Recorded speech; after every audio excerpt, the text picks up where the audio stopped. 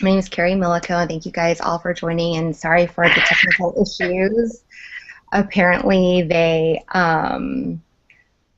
were pretty pervasive, and we'll figure out what that issue is for round two. But I have been doing this work since 2003, and as an feedback coming in.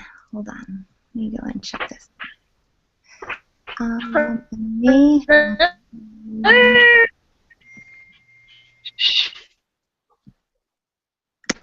I think I have to mute you guys.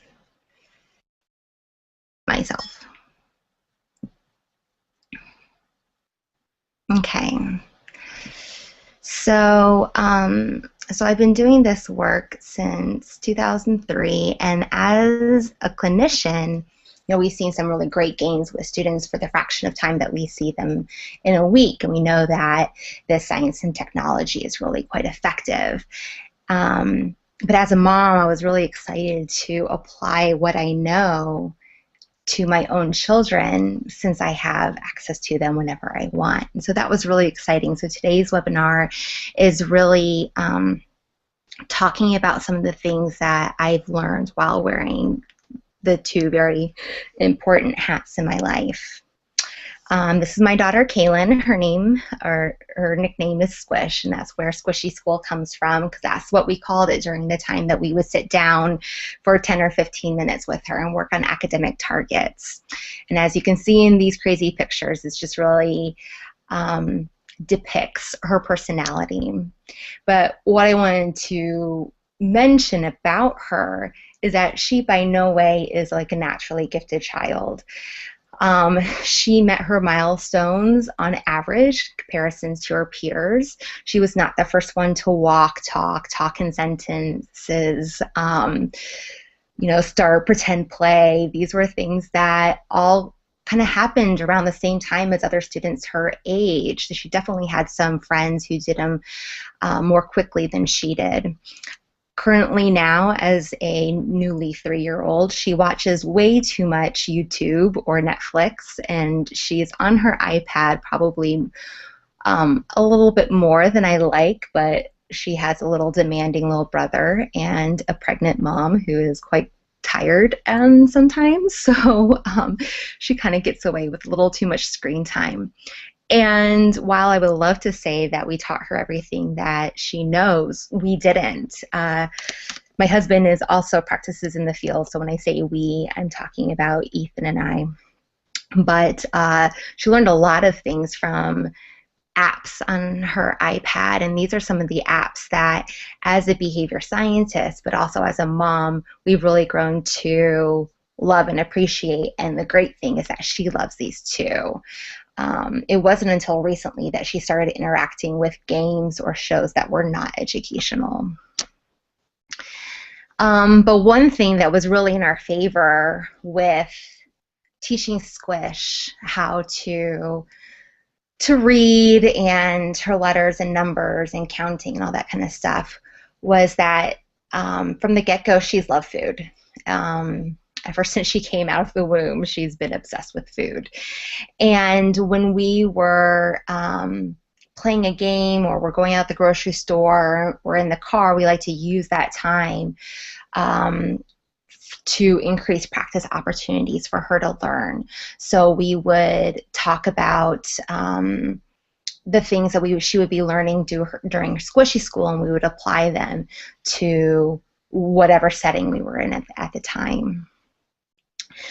So I wanted to show you kind of the evolution of Squishy School and where it came about. Now, granted, a lot of the stuff that I use with Squishy School started well before I was a mom and well before I started applying the technique. It's been around for a long time, stemming from behavior analysis, specifically precision teaching.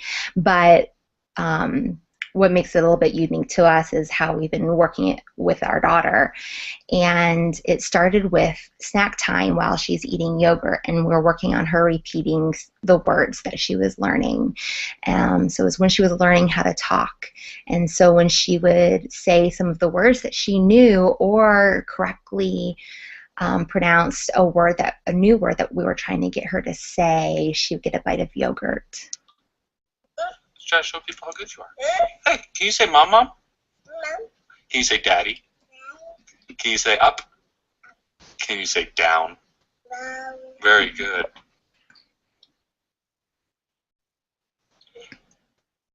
Can you say hi? Hi. Can you say bye? Bye. Can you say kitty? Yeah. Can you say ball? Ball. Very good. All right, let's try one of the newer ones. Can you say blue? Can you say blue? Good. Can you say chicken? Good. Can you say yogurt? And that was a sign. Yeah. Can you say banana? Very And that good sign job, is totally an Squish. approximation of banana. She doesn't have the fine motor control for the actual Can you sign say of nine-nine? banana. And Nai Nai is her name for a pacifier. So And so she was about 18 months here. And so between 5 to 10 words used functionally is kind of the goal at this age. But here she's using them as a coax, which means that she's just repeating after us. However, at this age, she was using some of those in her daily life to ask for things. Then it's evolved to, and obviously she's quite older here, us working with her during lunch. And lunch would always be a time where we would sit and work on letters or words. And actually, she got into such a habit of eating lunch while doing academics. If we didn't bust up with the flashcards, she would ask for them. So she's like a little older than 2, not by much in this video. And she had already learned her capitals, lowercases, and letter sounds. okay, this word. Good job. What's this word? Go. Yeah. What does this word say? See. Yeah, see, you go.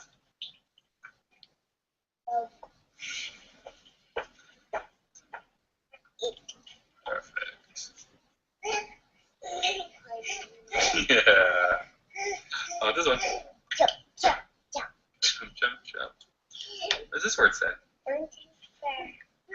we can take a bite of her. Hey! Kaylin. Who's Kaylin? Where's Kaylin? It's on here. Yeah. Also, you're Kaylin. Yeah, that's Kaylin and you're Kaylin. What's this word? Almost done. More pear, yeah. Yeah. Oh. What's this one? And what's this one? House! You got it all! Yay!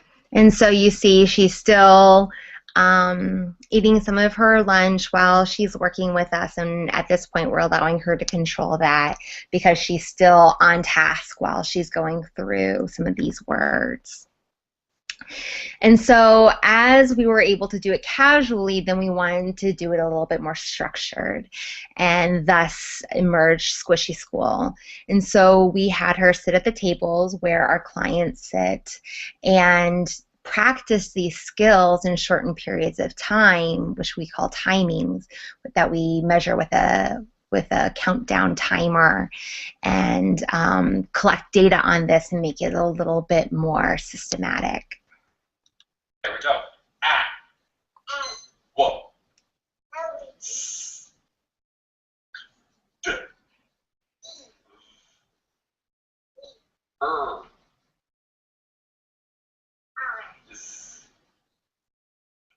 Good.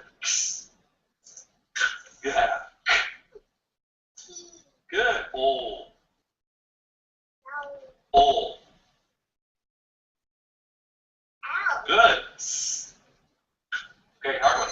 Jump. that is J. But that was so good! Yay!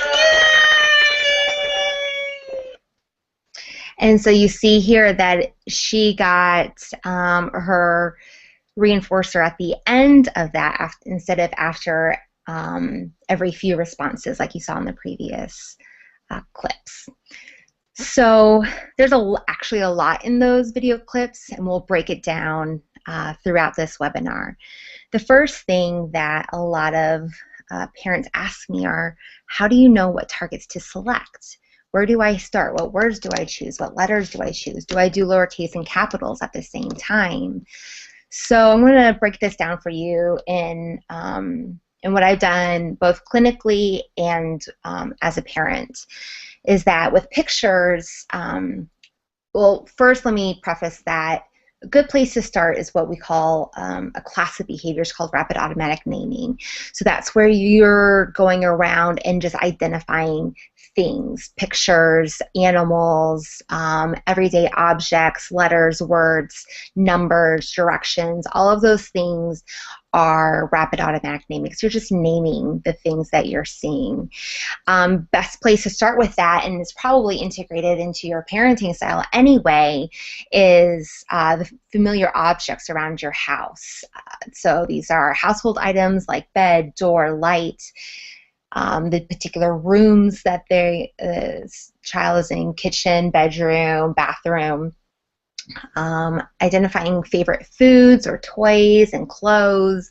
These are things that the student sees every day, has heard you say, and can properly identify them. So working on these in like a flashcard setting, so we're dealing with pictures, is really an easy place to start.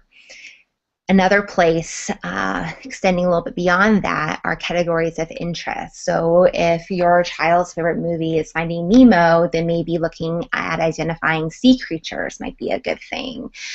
You know, I have a cousin who is really into cars, so identifying different types of vehicles would be great for him.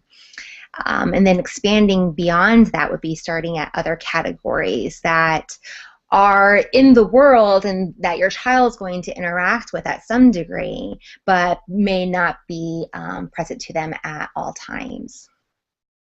And like I said, we didn't teach Squish everything, and she actually learned a lot of this stuff from a couple of the apps that she interacted with. We went on a walk to a nearby park that's a mile away, and in our walk we came across a construction site, and she just pointed and said, "Dump truck." And I, jaw dropped down to the ground, and she was just a little bit older than 2 at this point. And I'm like, oh, what? And at first I couldn't understand her. And I was like, dump truck? Oh my goodness. And I realized that that was on one of her apps, Bebop Blocks, and she builds a dump truck out of different blocks. So it's pretty cool to see how they start interacting with their world on some things that you may think that are initially kind of irrelevant, like a dump truck. For letters, theoretically, I have always said that I think that our society should focus on lowercase letters instead of capital letters. If you think about how often lowercase letters are presented in our world in a book, right, that is predominantly the form of letters that are used in comparison to capital letters, right? Capital letters only show up on proper nouns at the beginning of sentences. So all the other letters are lowercase. However, that's what it's like in our world. In the world of a toddler, I came to realize that that is not the case. Every educational show, little app, man, the puzzles. I mean, good luck finding a puzzle that integrates both capital and lowercase letters. We found one at a garage sale, but when I went to go buy one for a friend, not even Amazon had one. So really, we stopped fighting the system, and we just went ahead and started with capitals. So there went my theory. And you want to pick a set of a few capitals or lowercase letters, if that's the level that you're working on, that are visually different. And then you also want to choose some that are audibly different. You don't want to do C, Z, and B on the same one, because that's a harder discrimination for your child to engage in. You want H, N, C, and S all sound quite different from each other. Another good starting place are starting with letters that they're familiar with, letters in their name, letters that are in their monogram, or their initials. And for typical kids at this point, when you're just identifying letters, I have found the order to be irrelevant. Just first pick ones that are different and that are somewhat meaningful. For sight words, there is this list. I mean, there's a set sight word list that's been around since like the 50s. And it's called Dolch sight words, and they have different levels, and which is very good. And it was created based by words that are used most frequently in that age level's reading books. However, the first level of that for a preschooler are words like of, the, he, she, and it, and that has no meaning in your child's world if you're starting this at 2, 3, 4 years old. So really the best place to start are words that the child is going to be able to interact with at some meaningful level. So this is their name or family member's name, words that they'll see around the house, words that maybe get them excited. You'll see a video clip for my daughter. She loves birthdays. Oh, good gracious. She will sing anyone, a total stranger, the entire happy birthday song. So even though birthday is a ridiculously long word and something that you would not expect a 3-year-old to know, well, she now knows it because birthdays are awesome to her. And so she will be able to read birthday wherever she goes. Another good starting point is frequent words that are in the books that you read all the time. So if your child has a few select books that she or he loves to read at different times in the day, then choose meaningful words out there, like good night moon. You could add in good night and moon into the words that you are teaching them, so that way the child can start to identify those words when you guys are reading the story together. And jump, house, eat, run, baby, mommy, those are the words, some of the first words that Squishy started using or reading. And again, I have to say, I wasn't going to start with words with her until I saw her interacting with one of her apps and realized that even before we started working with her, she could read 10 words already. So now we're at the 3-step technique, and so now you have your set words. You know what you're going to do. You know what it is you're going to target. How do you target it? And what I did is I broke it down to 3 different levels, identifying the first level as repeat, second level as point, and the third level, or I should say step here. Third step is say. So they have more sophisticated scientific terms for them, which is in the parentheses below. But for the purposes of simplicity, we're going to say repeat, point, and say, because these are all the behaviors that we expect the child to engage in at these different steps. So one thing that I kind of mentioned about Squishy is just be sensitive to your learner.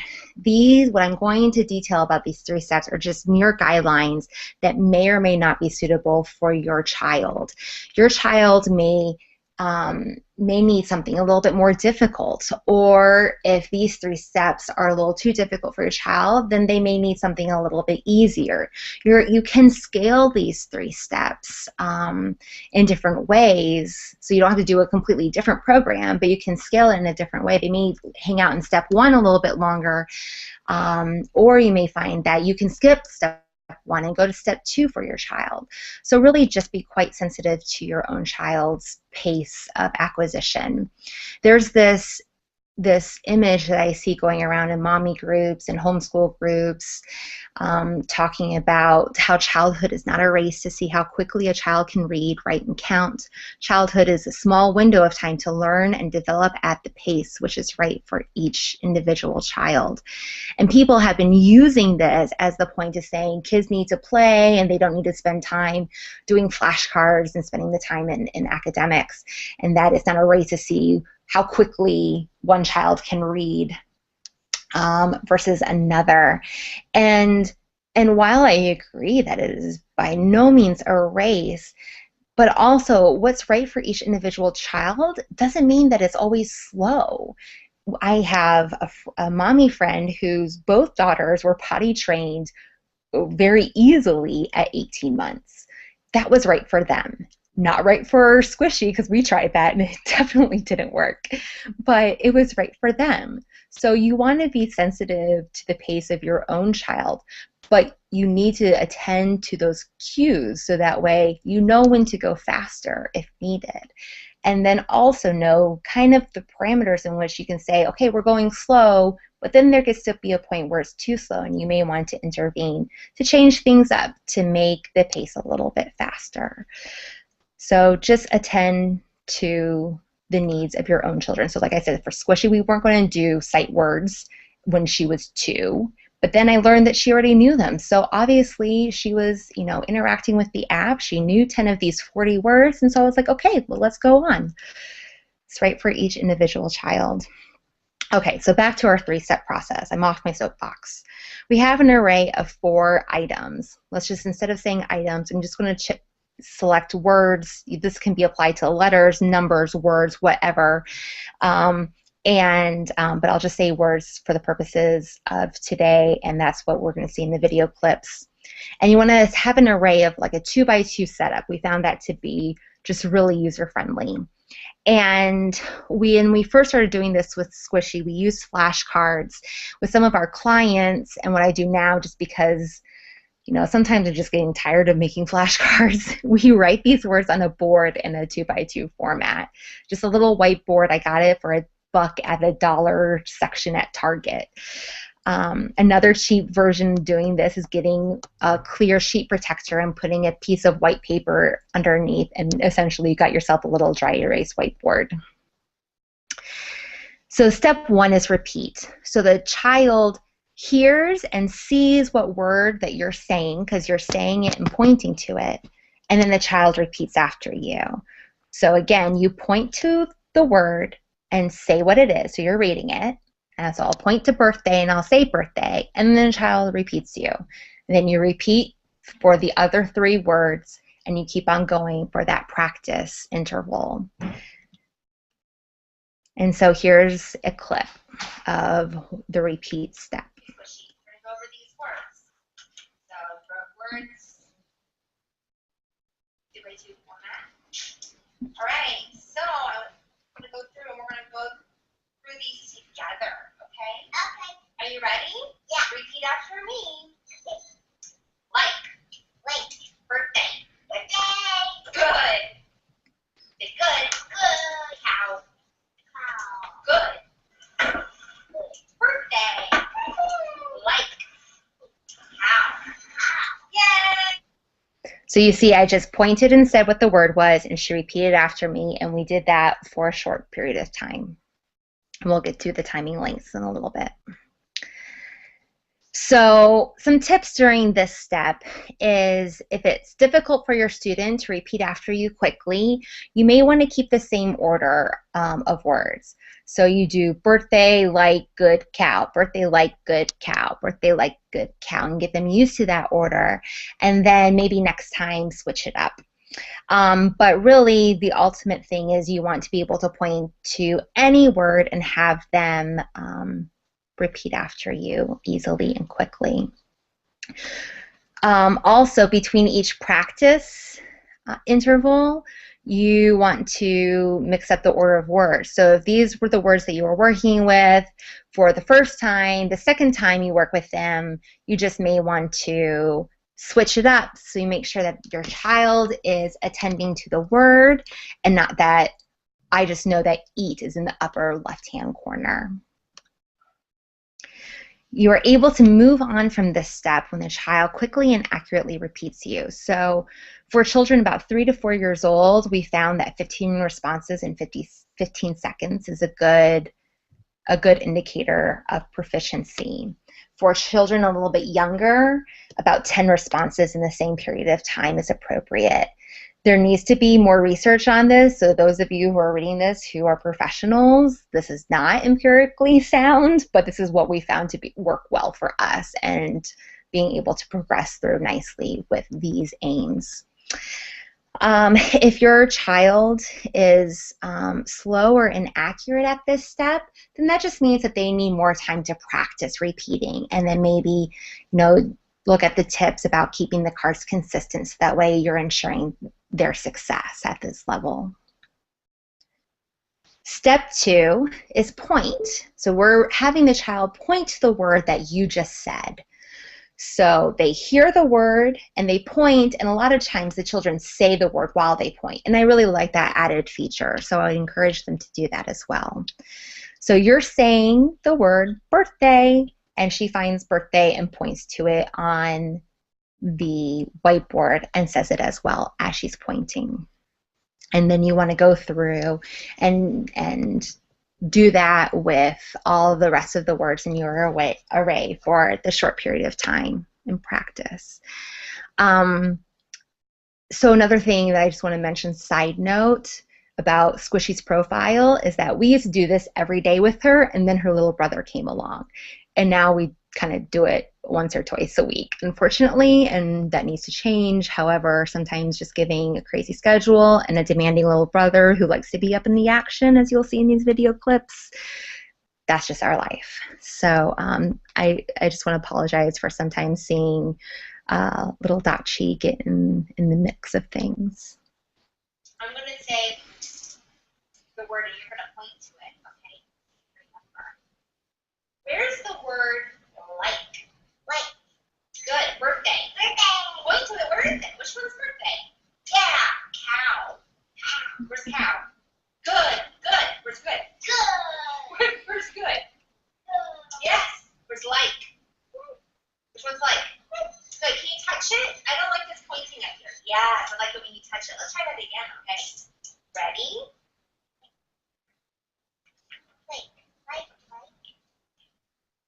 I want you to touch the word when I say it, okay? Where's like? Like. Good. Where's cow? Oh, try again. Where's cow? Good. Where's good? Good. Birthday. Cow. Keep on going. Where's cow? Where's good? Keep on going. Where's good? Good. Yay! So I do have to give kudos to Squishy for maintaining her attention during that time when her brother's all up in her business there, and the fact that he could have easily fallen and died in that 15 seconds. Good grief. So tips during this step is that if your child's having difficulty pointing to the words that you say, then you may want to do a warm-up of the repeat step. That always serves to be just a great time to remind them what the words are. Again, like in step 1, if your child's having difficulty, another good intervention is just to point in the same order and have them get used to kind of the chain of words. But again, before you move on, you want to make sure that you can mix up the order, and you want to do that if this is an easy step for your child. You're free to move on to step number 3 when your child quickly and accurately points to all the items that you specify. So these goals are about the same as they were in step 1, or not about, they are. And if your child is not meeting these goals, if child is slow and or inaccurate, then you want to remain on this level. And you know what? Every time I mention these goals, I just realized this, is that I'm talking about accurate responses. So 15 correct responses. You don't want to move on if they're still making errors. And so the third and final step is just for them to read it, for them to freely identify it. So they see the word and they say what it is. You, as the instructors, the teacher, you point to the words in your 2x2 array so they know which one that they're supposed to read. So here's an example. And again, I apologize for Dachi. Like. Good job. What word is this? Like. Good. Good girl.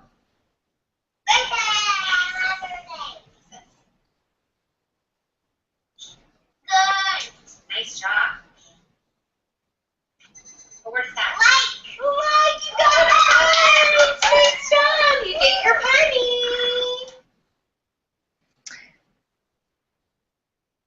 All So tips of this level is do a warm-up point step if it seems to be a little bit difficult for your child. And again, maybe you point to the words in the same order if this level is difficult. But the ultimate goal is to mix it up. Move on when your child quickly and accurately says the item to which you're pointing. The same goals as before. And remember, we always want that 100% accuracy. And repeat this level if your child's slow and inaccurate until they meet these goals. So while this is the third and final step, there is kind of an ultimate goal. So that was what to do when your child just does not know any of these things. But once they actually can accurately respond to the word, the letter sound, the number, the picture, the shape, the color, whatever it is that you're working on, you want to throw that into a big mastery deck if you're using flashcards. So these are for items that have been successful. They've completely passed the three-step technique.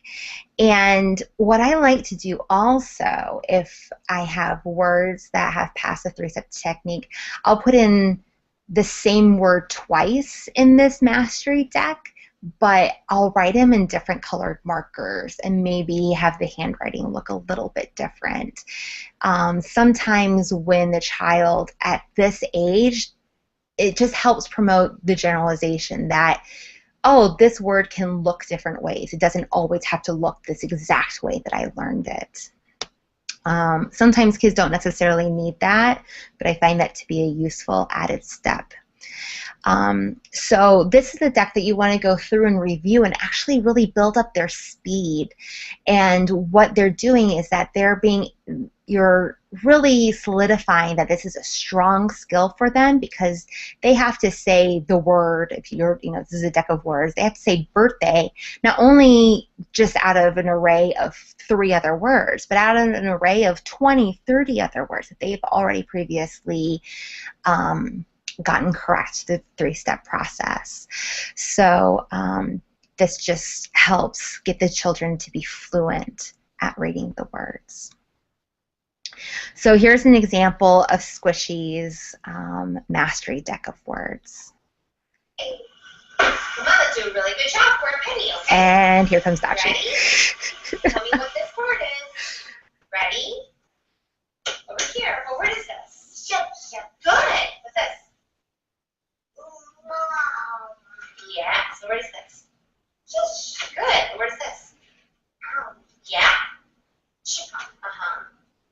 Good girl. Yes.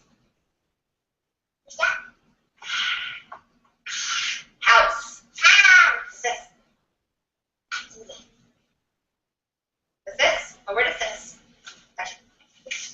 Water. Good girl. What's this one? Oh, try again. Nope. Draw. What's his name? Johnson. Okay, well, let's look at this one that we forgot. Oh, what is this? House. Good girl. Nice job. Let's count and see if you get enough. 1, 2, 3, 4, 5, 6, 7, 8, 9. You did with a penny. Nice job.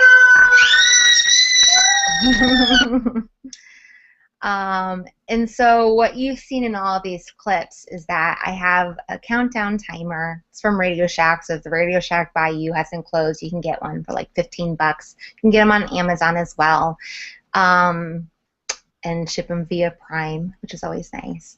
However, if you don't want to invest $15 in a timer that you're only going to use for this interaction, then you can always get one on your phone. The app that I have that includes seconds is just called Timer. However, it was really hard to find on the App Store, but there was like a million of them on there. It was just hard to find the one that I downloaded 5 years ago. So the app that comes on your iPhone doesn't have seconds, and that is really important when working with little kids. Well, a 1-minute timing is just going to be forever for them, and they're going to lose their focus. You start your timer when they first when they have their first response, when they first say the letter, the word, the number. And when the timer beeps, then that's when that practice session is done. Now, as a scientist practitioner, I urge you to keep track of the number of correct and incorrect responses that the child emits during that time between pressing start and the timer beeping. So it really allows us to evaluate goals and to know that, hey, my child is advancing in this skill at a nice pace, or we're not making the gains that we need to see. We need to try something a little different. So if the goal for the step is 15 responses in 15 seconds for your child, but let's say that's the ultimate goal. That's when we know that we can move on from that step. But you may have smaller day goals. So let's say on Monday, your child had 6 words correct in that 15 seconds, then 5 words, and then 6 words correct. So maybe the goal for Tuesday is, hey, let's shoot for 7 words today. And then that's kind of the goal that you share with them, and the goal that you're looking at when you're counting up your flashcards. Or maybe it's an accuracy goal. If your child had 3 and 2 errors in those 15 seconds in the previous day, maybe today you're shooting for only 1 error. And this is a data sheet that I give to my parents when I train them to do this at home. Instead of the phase, instead of echoic, receptive, and expressive, you can just write repeat, point, and say. I'm going to make some of these available on the Squishy School Facebook page for you guys, to download, so you have access to them. You don't have to recreate these things, because sometimes it's just a pain to reinvent the wheel. But I found that this really helps you be systematic in knowing what to do next, but also helps you to evaluate your child's growth and to know, when do I move on, or when do I need to utilize one of those tips Carrie said, where I need to stick in the same order, or maybe have a warm-up point practice before we do the say. Now, for me, as this is my profession, I don't keep data on a chart or on a data sheet like this. I chart it on a graph. So what I'm looking at, what I just want to bring to your attention on this slide, I don't expect you to be able to read this. This is a lot of stuff going on. This is the first time you've ever seen a standard acceleration chart. But in the first column, I want you to note that the circle that has the 12 above it, that's where we had the repeat timing. The dots, 6, 5, 6, those were the points. And then the triangle was the say. So you see that Squishy was able to repeat after me for 12 words. And then point, or these are letters, 6, 5, and 6 letters. This is actually not Squishy. This is one of the little kids that we work with at the center, who will be nameless. And then when independently saying these letters, he got 2 correct and 2 wrong. The next day, we had him say the letters just to see if he remembered any, and he got 3 correct and 2 wrong. Then we did some point practice, 6 and 8, and then saying them again at the end, he got up to 6. So we didn't need to do the repeat step on that day because he was doing so well with the point. And then finally, you see, on the 4th day, we didn't need to do any points at all, because really our sole purpose is to have them say it freely. That's our ultimate goal. So if they're doing those at the same pace as they are pointing, just go ahead and work on the say level. And so then now we're going to be able to do say for these letters and look to increase up to that 15 in 15 seconds goal. One thing when you're starting with when you're progressing through this, we always want to start at the beginning, like I said, starting with pictures or letters. But when you're progressing through and you find your child's having difficulty even with this 3-step process, you may want to think, did I miss a step? Is there a skill in between this one and the one we did previously that I should have worked on? And this is what we call component composite behavior. So the components are the behaviors that are on the bottom of this arrow, and the behavior above that is going to be its component. So this isn't necessarily linear as this diagram suggests, but really to be able to quickly name these things, pictures and categories are good to do before we get into letters and words. And if you're jumping in and having the child, sometimes parents jump in and have their child try to read a word phonetically when they just know their letter sounds, but they don't have this blending aspect, or they haven't worked on any auditory skills. You saw in the picture where we would say the sound and the child would say the letter. So that with Ethan and Squish. So there definitely is a hierarchy to these things. So you just want to make sure that you're progressing through the skills at an appropriate level. Again, not anytime soon, but I look to have resources available on Squishy School's Facebook page that give you a nice scope and sequence of both reading skills and math skills for pre-K and younger. I have it for older kids, but for parents to do this at home, it's nice to have kind of a direction on where to go. And then finally, one thing that you want to make sure that you're always checking for is the flexible responding for your student. This is a good example of this is if you give a child a letter, and let's say they've already mastered letter sounds and letter names and uppercase and lowercase, they can match the two. You want to be able to give a letter and ask multiple questions about that. So for Squish, we would say, what sound, if she's looking at the letter F, we would say, what sound does it make? And she'll go, and say, what's its name? F.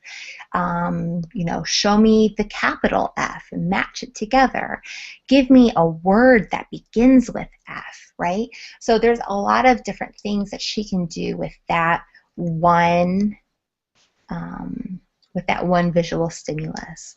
Another thing to do is maybe mix all letters, words, pictures, shapes into one big deck and make sure that the child can respond to all of them appropriately, being able to switch between letter names, letter sounds, pictures, numbers. And so that just ensures that your child is truly masterful at the skill. So obviously, the child's not going to be able to just be like, out of the blue, hey, we're going to work on some academic skills that are going to be hard for you because you have no idea what they are, and you're obviously going to do everything that I say because that's the way that we live. Yeah, like no one lives in that world, and we would like to, but that's just not reality. So we need to program in some incentives and some systems to make this a good thing for everyone involved. I am going to use the scientific word reinforcer. And a reinforcer is not the duct tape that you use to hold up your nightstand when one of the legs is broken. A reinforcer is, to put it simply, it's just anything that's following a behavior that makes that behavior more likely to occur again in the future. It has to be related to that behavior. And what I mean by functionally related, because you'll know that because it's going to make it more likely that your child's going to do this in the future. So it's not a reward. A lot of people are like, oh, wait, we're passing out rewards for reading words. It's, a reward is a medal that you get at the end of the marathon. But is the person running the marathon actually running the marathon to get a medal? No. If it's definitely not me. I mean, I despise running, and I would not subject myself to running a 3K, let alone a marathon. But if you were offering a free car at the end of the marathon, I'd be running a marathon every Saturday. That's a reinforcer, the car, because it changes the likelihood of my behavior in the future. Medal, that's the reward. It has absolutely no functional relationship to the behavior of running a marathon. So for your children, even though you may pick something that you're like, oh, this is a good thing, stickers are good, or jelly beans are good, it may not be good to them, right? Even though you may think that this is going to be a good thing, it may not be to them. So a good thing, a good strategy to use is, one, make sure that they're excited about whatever it is that they're working for. And two, give them the option. So give them a set of like 3 things that you know are really special in their world, and have them choose what they're going to work for that day. Squishy, we reserve stickers only for Squishy School, and she loves stickers, but it's really not so much the sticker, it's the whole process of peeling it off and putting it on a piece of paper. So, and we have a whole set of like 10 different sticker books that she gets to choose from, and that's really her big incentive. But then we found, well, I'll get to this in a second. So some examples, we have positive reinforcement when you present something at the completion of the behavior. So the child reads words for 15 seconds and you give them a jelly bean or a sticker, or praise is another thing. I think that with these younger kids, you're going to need to up the ante with praise plus something else. Negative reinforcers a lot of times works well with some older students, and it's when you're removing an aversive item or event. So if you're saying, hey, if you sit down and you do your homework, then you don't have to empty the dishwasher after dinner, something like that. We deliver our reinforcers contingent upon appropriate good behavior, so sitting nicely in our chair, having nice hands, having a positive attitude, not going around saying, oh, I don't like this, and having accurate behavior, and also fast and accurate behavior. Now, I don't want you guys to think that I'm just going around and giving jelly beans for every time that, Squishy reads words. We actually employ what's called a token economy. And this allows us to space out the reinforcers that the child selects. So these are kind of like secondary reinforcers that we can use to delay the big one. So that way our kids aren't hyped up on sugar. So an example of this is that Squishy will get 3 pennies, and then she turns in her pennies for a sticker. I mean, I don't want to be going out to the dollar store every week and buying stickers. Another example could be, you're drawing smiley faces on the whiteboard, and after 5, smiley faces, they get a 2-minute break, to play a game, or, here at our house, it's, to shoot baskets. In addition to looking at some systems around their performance, we're looking also at how do you get them to just engage in the material. So with Squishy, we did the stickers for a long time, but then when she realized that when she said she was done, and we would say, okay, you can be done, because she's 2. I'm not going to have her sitting at the desk for 30 minutes and, making it an aversive situation. So whenever she said she wanted to be done, she was done. But I wanted to give her an incentive for not saying that she was done after only 2 skills that we reviewed. So what we did is that we would say, okay, if you work for 15 minutes, and we set a little timer that she could see and it would count down, you get 1 little, mini Oreo. And that totally did it for her. For other kids, it's going to be something different. If we work for 15 minutes, we get to play your favorite game, or you get access to your iPad, or you get a special treat that you only get for when we do Squishy School, something like that. Another system that you can use that targets the same thing but in a different way is looking at work completion. If you complete this amount of work, then you get this reinforcer, you get this good thing. So if you do 20 practice timings, you get a little car, or you get to play with your iPad. So just some examples of systems that we use at this level. For Squishy, she hits one of her goals, her daily goal, then she gets 1 penny. If she gets 3 pennies, she turns it in for a sticker. And then she, in addition to that, for her to engage in the task, she, for 15 minutes, she'll get a cookie. And really what happens is that she'll do this twice. She wants 2 cookies, so she'll do it again. For Mason, the little boy whose data I showed, he, and this is his fake name, he too gets pennies for a goal. And so 3 pennies, he likes to exchange it for half of a mini Oreo cookie. And his target work completion, we do 21 timings, which is essentially 7 skills, and then he would get a car for that.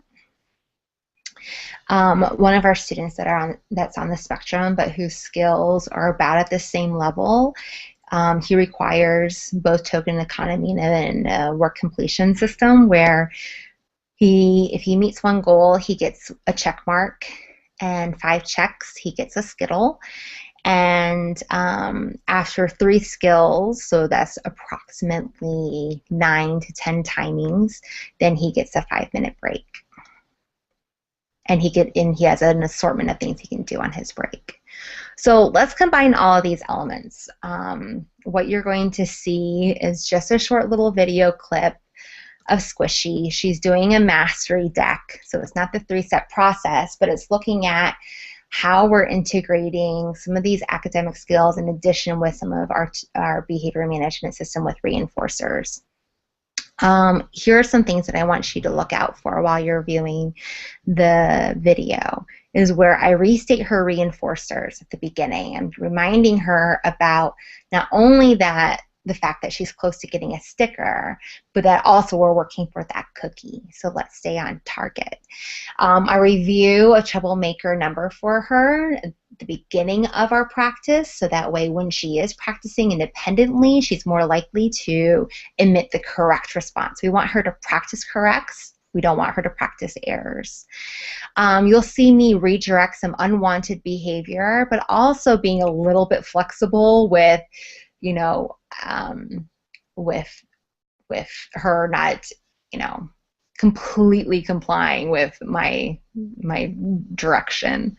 I want you to attend to praise statements that I make, and trying to keep this a positive interaction that's light and fun and makes the child feel good about themselves. And then the delivery of the reinforcer and error correction after the practice. And what I did was actually deliver the reinforcer after the error correction.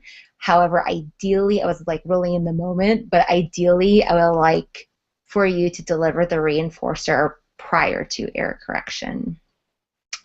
So I want you to look through this, watch this video clip just by yourself, and then I'm gonna narrate through it the second time. 4 more minutes till you get your treat. Are you ready? Here we go. 1 more penny, and you get a... Yeah, what do you get?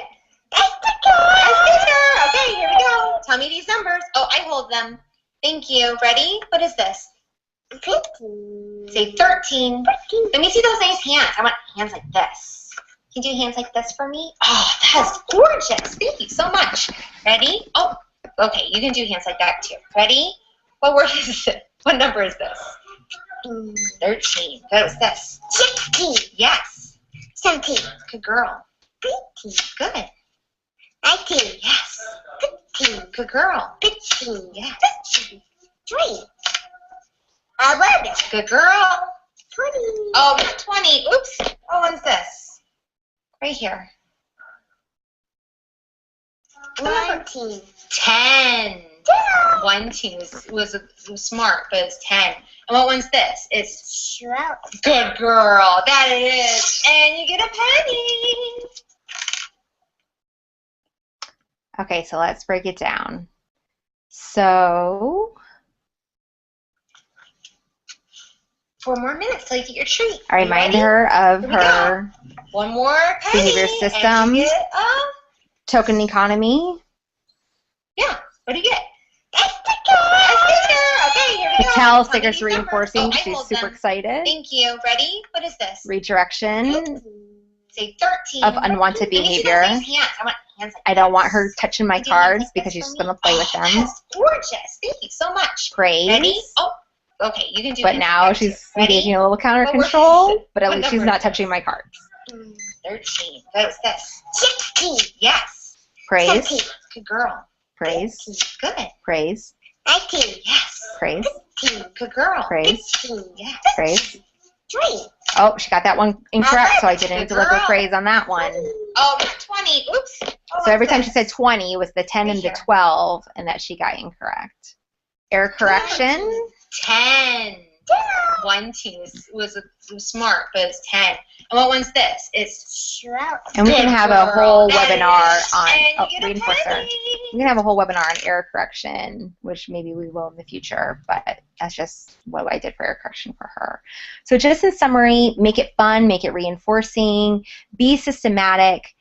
Really, like, it may seem easy on the video clips, but when you sit down in the chair with your kid, and if you have another kid, as you can see with Tachi, and you don't have really a good system in place and you're not well prepared, it's just going to be an absolute mess, and you're going to feel overwhelmed. So put some work into it before you actually sit down and do this with your child.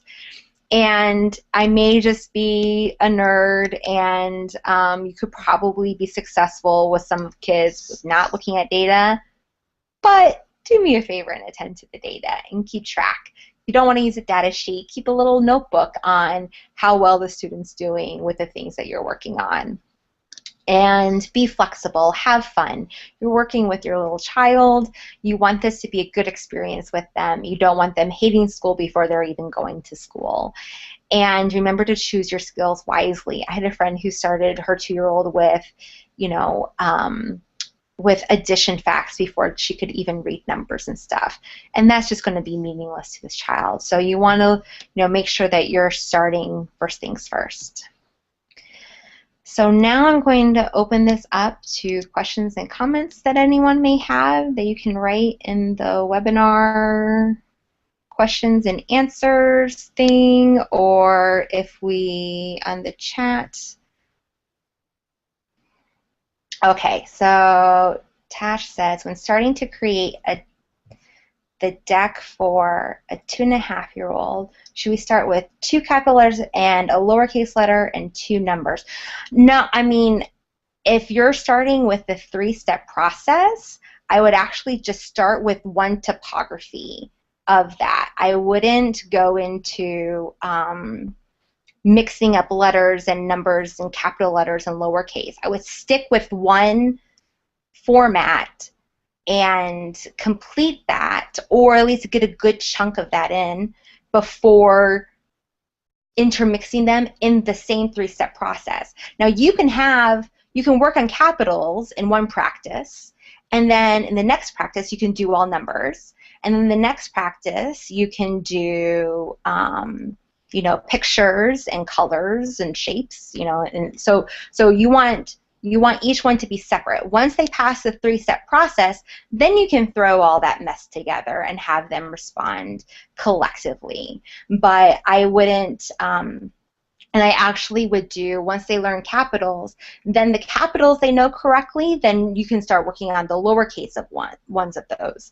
For Squish, actually, we didn't have to teach her any lowercase except for maybe a handful because she got them through her app. And these are some slides that I deleted, but there's this thing called stimulus equivalence, and it's science-y, and I'm not going to get into it, but a lot of times you can get some of these skills for free.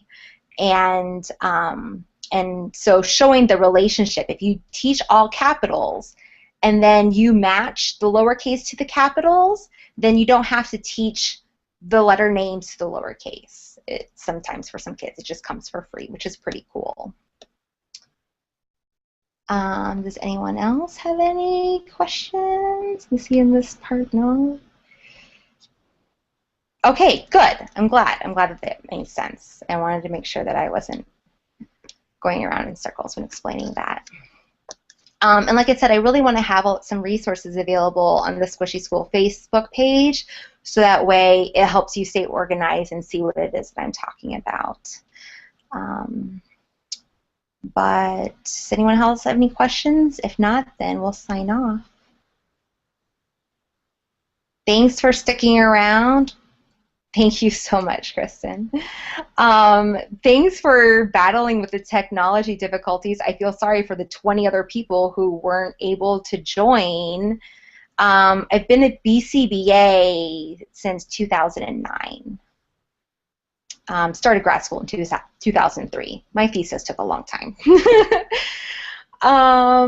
So anyways, I'm going to send and post the link of this so you guys have this for your resources. I'm going to edit out all of the crazy technical issues that we had at the beginning, so it may take a day or two for me to post this. But thank you so much for joining, and have a lovely rest of your Saturday. Bye. Thank you. Bye.